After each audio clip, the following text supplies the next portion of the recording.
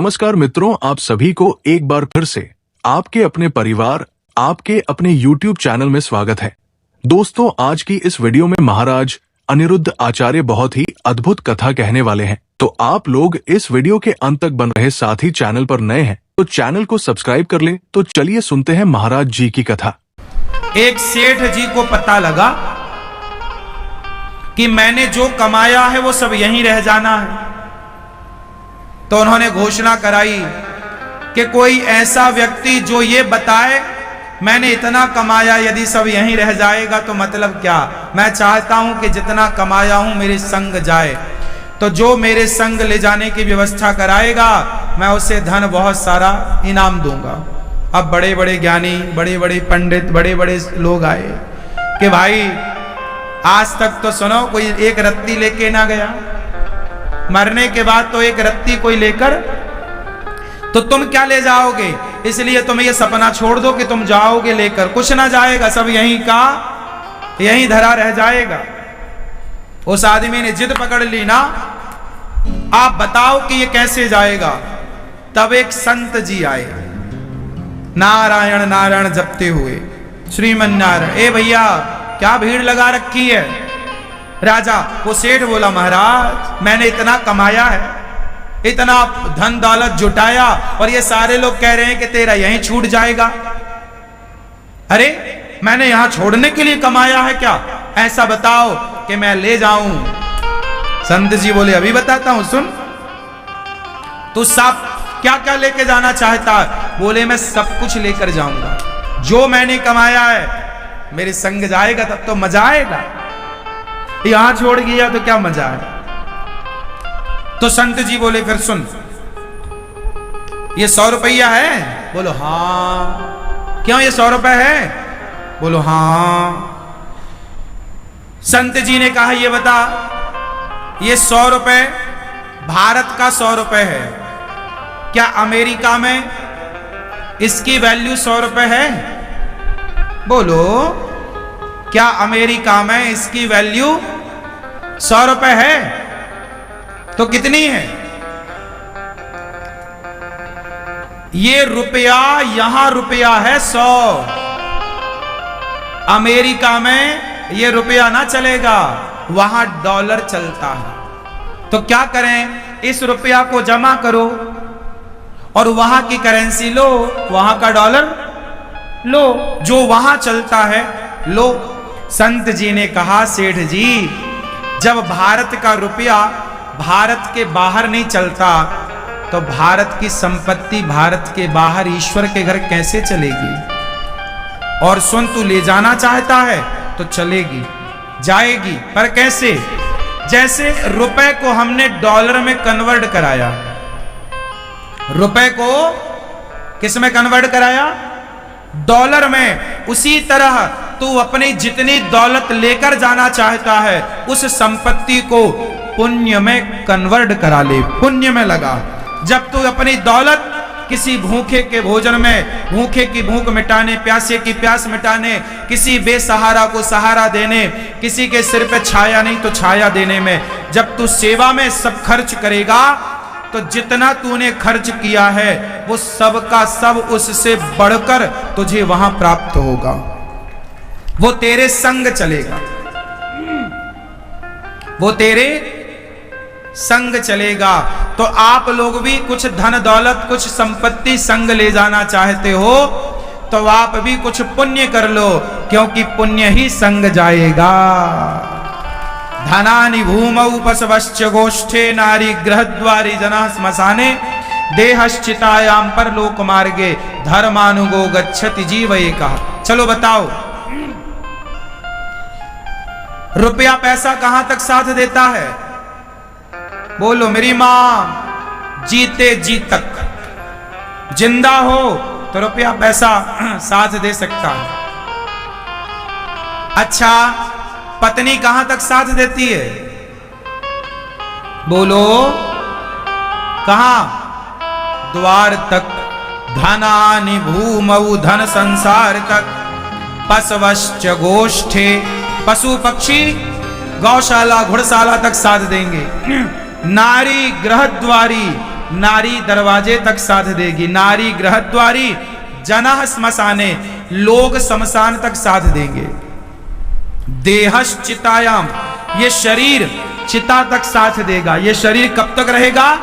चिता तक, और चिता पे जल जाएगा तो शरीर भी साथ नहीं देगा। देहश्चितायाम परलोक मार्गे, परलोक का मार्ग जब जाओगे तो पत्नी द्वार तक रहेगी, पैसा यहीं रहेगा, शरीर भी छूट जाएगा। फिर कौन जाएगा?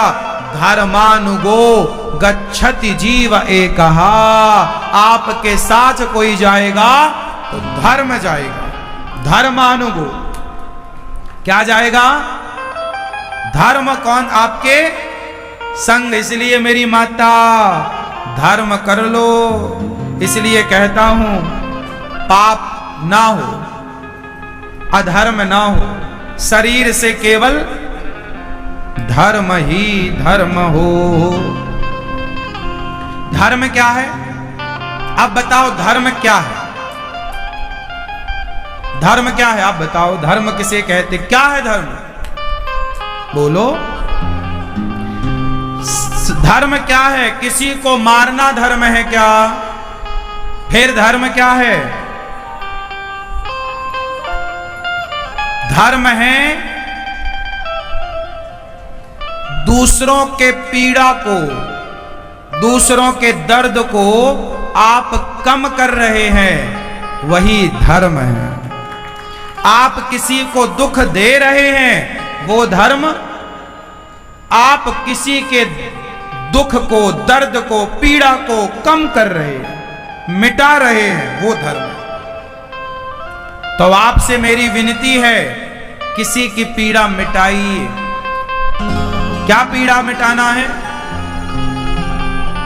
इसलिए ये दास अनिरुद्ध केवल कहकर नहीं, आप सभी को करके बताने का प्रयास है कि जब आपको करके बताया जाएगा तो वो ज्यादा प्रभाव पड़ेगा, कह के बताने से प्रभाव नहीं पड़ता। इसलिए आप अपने बच्चों को गौरी गोपाल आश्रम जरूर लाओ और एक बार गौरी गोपाल आश्रम को विजिट करो, मतलब घूमो। यहां आप में से कितने लोगों ने गौरी गोपाल आश्रम का समूचा दर्शन किया है? प्रत्येक कोने कोने में जाकर गए हो? आप लोग जाओ, गौरी गोपाल आश्रम भ्रमण करो।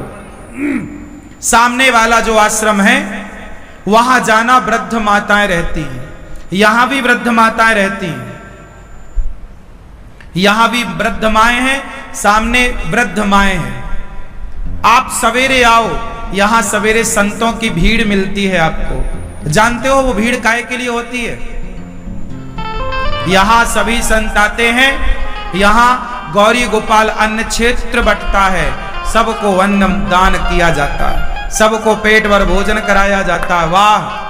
जब आपकी रोटियां संत खाएंगे तो वो संत खाकर आपको क्या देंगे? आपके पास देने को रोटी है, आप रोटी दीजिए। संत के पास पुण्य है, वो जाप करेगा मंत्र का और वो पुण्य पा करके आपकी ओर कि भाई तुम ये पुण्य ले लो। इसलिए शास्त्रों ने कहा है कि दानम दुर्गति नाशनम। सुनो, मैंने बहुत पहले चिड़िया की कथा सुनी, कहो तो सुनाओ। सुनाओ, सुनो। एक चिड़िया थी और उस चिड़िया का परिवार था, उसका एक अपना चिड़ा भी था, मतलब उसका पति। चिड़िया चिड़ा के साथ रहा करती थी।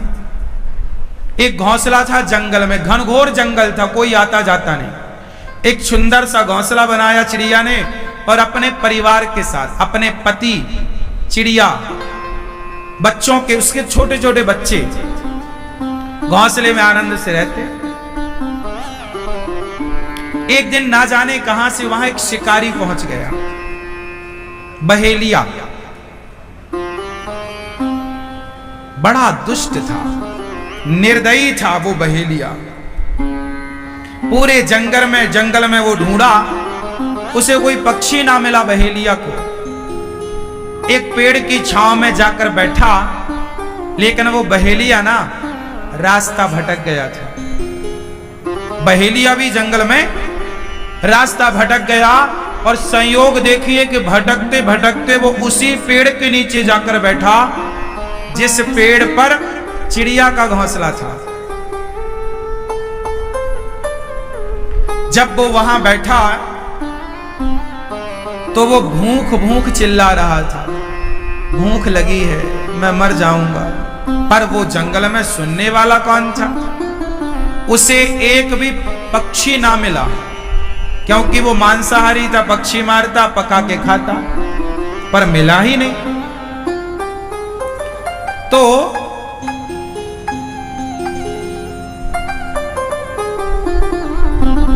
उस आदमी ने, जो बहेलिया था, जैसे तैसे उसने लकड़ियां समेटी और वहां पर आग लगाना चाहता था। अचानक पानी बरसने लगा और जब पानी बरसा तो सारी लकड़ियां हो गई गीली। अब आग ना लगे, वो ठिठुर रहा है, रास्ता भटक चुका था, ठिठुर रहा था। तो चिड़िया बैठी डाल पर अपने पति से कह रही है, सुनो देखो ये अपने द्वारे आया है,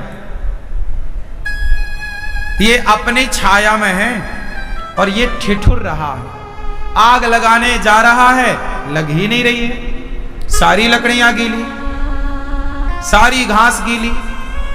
चिड़िया बोली, अपन अपना घोंसला इसको दे देते हैं। तो चिड़िया ने अपने बच्चों को डाल पर बिठाया और अपने घोंसले को कुतर दिया अपनी चोंच से, तो उसका घोंसला टूटा और नीचे आया। बहेलिया देख के बड़ा खुश, ऊपर देखा तो चिड़िया बैठी और इसने घोंसला पाया सूखा, तो तुरंत उसमें आग लगाई। उसके माध्यम से उस लकड़ियों में अब धीरे धीरे आग लग गई और आग लगी तो उसका सर्दी दूर हुई, जान में जान आई। पानी बरस गया था तो पानी पीने का बंदोबस्त तो था, वो पानी पी लिया, पर भूख लगी। कोई अब दूर दूर तक पक्षी नजर नहीं आ रहा है, पर उसी पेड़ पर चिड़िया बैठी है, उसके बच्चे बैठे हैं और उसका पति है। चिड़िया बोली अपने पति से, इसे भूख लगी और ये हमारा अतिथि है और द्वार पे आया अतिथि, उसे भोजन देना हमारा, तो क्या दें? अब वो बहेलिया भी बार बार चिड़िया को देखे और वो बार बार निशाना लगाए, बार बार निशाना लगाए। उसे लगे कि कहीं चिड़िया उड़ ना जाए, पर वो चिड़िया तो खुद बैठी थी। उसने निशाना लगाया भी, धनुष उठाया, बाण चढ़ाया, उसको लगा ये चिड़िया मर जाएगी तो मेरा बंदोबस्त हो जाएगा। चिड़िया बोली कि ये मेरे द्वार पे आया अतिथि है, इसको भोजन देना चाहिए। तो उसके चिड़ा ने कहा, मतलब चिड़िया के पति ने, कि कैसे भोजन दें, हमारे पास तो कुछ है ही नहीं। चिड़िया बोली ये मांसाहारी तो है, एक काम करती हूं स्वामी, आप बच्चों को संभालना, मैं इसका भोजन बन जाती हूं। उसका पति बच्चे तड़प गए, ना ना ना तुम मत जाओ। बच्चे बोले अच्छा हम जाते हैं, हम इसका भोजन बनेंगे। चिड़िया बोली नहीं, मैंने सुना है, देखिए चिड़िया है, पक्षी है, पर वो ये जानती है कि द्वार पर आया अतिथि भूखा ना जाए। तो चिड़िया बोली आप खुश रहना, मैं। चिड़िया उस जलती हुई आग में अपने से कूद गई, जल गई। वो बहेलिया बड़ा खुश हुआ, उसे लगा कि ये गिर गई और वो भूंज करके उसे खाया। जब उसकी भूख फिर भी ना मिटी तो वो छोटे छोटे बच्चे बेचारे वो भी कूद गए। जब बच्चे कूद गए तो उसका पति वो भी कूद गया। पूरा परिवार, उसकी भूख ना मिट रही थी, बच्चे भी खा लिया फिर भी नहीं, तो उसका जो पति था चिड़िया का, उसको लगा कि मेरी पत्नी ने बलिदान दिया, इसका पेट भरने मेरे बच्चे कूद गए, फिर भी इसका पेट ना भरा, तो फिर मेरी जिम्मेदारी है कि मैं प्रयास करूं इसका पेट भरने में। तो उसका पति, चिड़िया का पति चिड़ा भी कूद गया, और जब उसे खाया तो इसे डकार आई, ये तृप्त हुआ। तभी एक सुंदर सा विमान आता है आकाश मार्ग से, और उस आकाश मार्ग में वो चारों, चिड़िया, उसका पति और उसके दोनों बच्चे, एक सुंदर सा देवताओं की तरह रूप बनाकर, अब वो पक्षी के रूप से मुक्त होकर देवताओं की तरह सुंदर बनकर विमान पर बैठे। तो ये बहेलिया बोला, आप कौन? तो पार्षद थे, विमान लेकर आए। उन्होंने कहा कि ये चिड़िया जिसे अभी अभी तूने खाया, ये उसका पति, ये उसके बच्चे। बोले ये सब कहां जा रहे? बोले ये सब वैकुंठ जा रहे हैं। क्यों? बोले इन्होंने पक्षी होकर भी द्वार पे आए, अतिथि की सेवा की। जब ये किसी का पेट भरते हैं, तुम पापी हो, तुम तो पापी हो, तुमने हत्या करके जीवों को खाते थे, तो तुम पापी हो, पर भले पापी हो। पर चिड़िया ने तो अपना धर्म निभाया, उसका धर्म है, मेरा धर्म है कि मेरे द्वार पे जो आएगा भोजन कराऊंगा।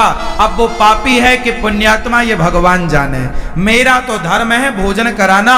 तो इन्होंने जब अतिथि का धर्म पूरा किया, गृहस्थ खा, तो देखो बिना जप तप के ये आज भगवान के धाम को दिव्य शरीर पाकर जा रहे हैं। इसका अर्थ ये पुराणों की चर्चा है। इसका मतलब ये हुआ कि आप किसी को भोजन कराते हैं, तो उस भोजन कराने से वो व्यक्ति खुश हो ना हो खाकर, पर भगवान जरूर प्रसन्न होंगे उसकी तृप्ति से।